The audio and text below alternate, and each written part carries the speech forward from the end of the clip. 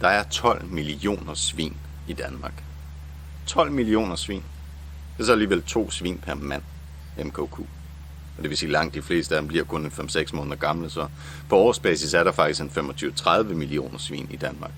Det bliver så også til 1,6 milliarder kilo svinekød om året. Det er altså 281 kilo svinekød per dansker per år. Det er 770 gram om dagen. Det er 5,5 kilo svinekød per dansker per uge. Det er altså nok til, at man kan få bacon til morgenmad, og frikadeller til frokost, og flæskesteg til aften, og flæskesvær til samtlige mellemmåltider 365 dage om året. Det vil så også være 11 gange Sundhedsstyrelsens anbefaling, eller 1,5 gange Sundhedsstyrelsens anbefalede ugentlige kødindtag om dagen.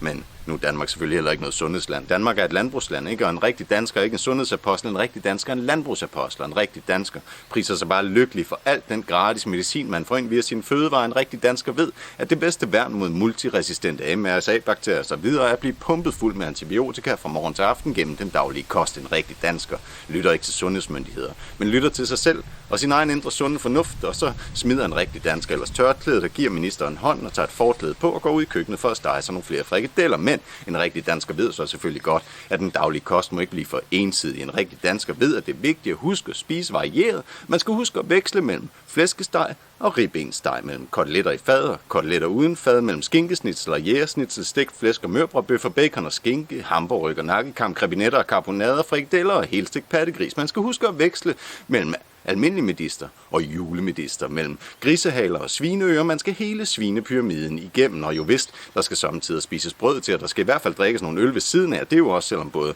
maltbyggen og brødveden kunne være brugt til at fodre endnu flere svin med, men en rigtig dansker støtter landbruget. For landbruget er forgældet, og støtter man landbruget, så støtter man landets økonomi, og dansk økonomi er svinebaseret. Med en samlet gæld på ca. 400 milliarder kroner, altså en femtedel af BNP, så har dansk landbrug brug for alt den støtte, det overhovedet kan få. Og det samme gælder det enkelte svin ude i stallen, og derfor har det fået et gitter at stå op af, og ellers så har det sin fine 2/3 kvadratmeter og boldrer sig frit på.